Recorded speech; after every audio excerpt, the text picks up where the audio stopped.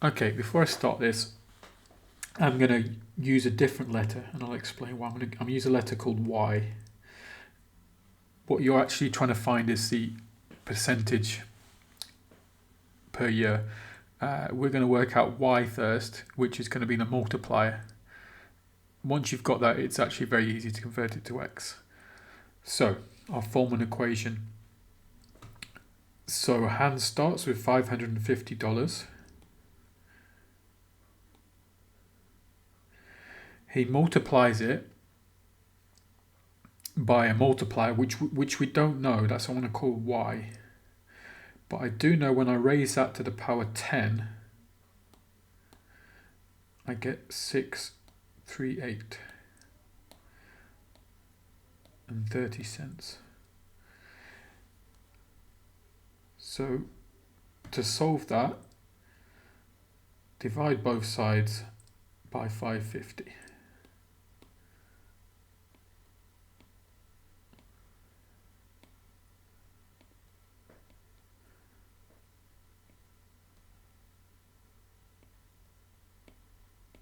Now what does y to the power 10 mean? How do I do that? Well, if I have something simple such as a squared is equal to 100,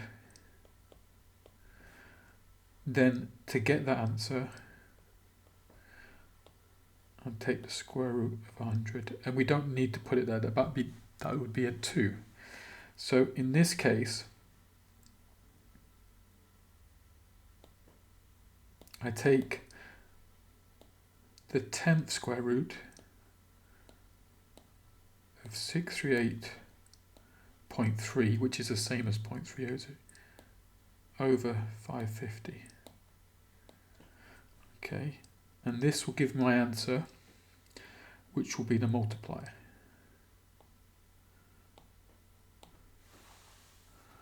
This QR code here, if you scan it, will take you to this Jamboard, so you'll be able to see the working out and go through it at your own pace. So to do that, you need a calculator, which I'm going to show you on the next page.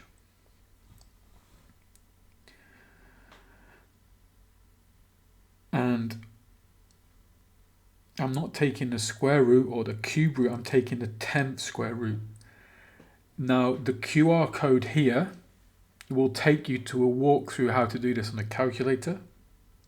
That's a Casio GDC. It has more functionality than a scientific Casio, but it works in the same way. And in that video, there's step-by-step instructions to how to get that answer.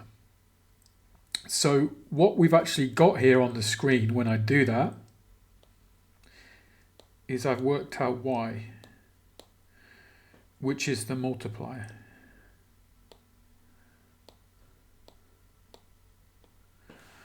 Okay. Imagine if you've got a multiplier of 1.1, but you needed that as a percentage. Well, you know 1.1 is a 10% increase. Okay. Well, how did we do that? Well, the first step, you take away 1, which gives you 0.1, and you know that's 10%.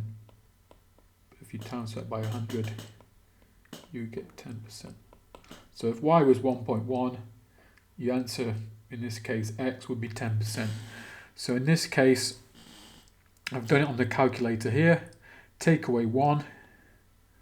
Okay, so that gives me, as a decimal percentage, not an increase or a decrease, but what the increase is of. And I times it by 100, and that gives me my answer. So that is the percentage increase, which the 3 significant figures would be 1.50%, so 1.5%. I would add the extra 0 just to show that it's 3 significant figures. Now in the walkthrough, I actually go a little bit further and I take that answer and I work it back to this exact answer, and then I raise that to the power 10 and multiply it by 550.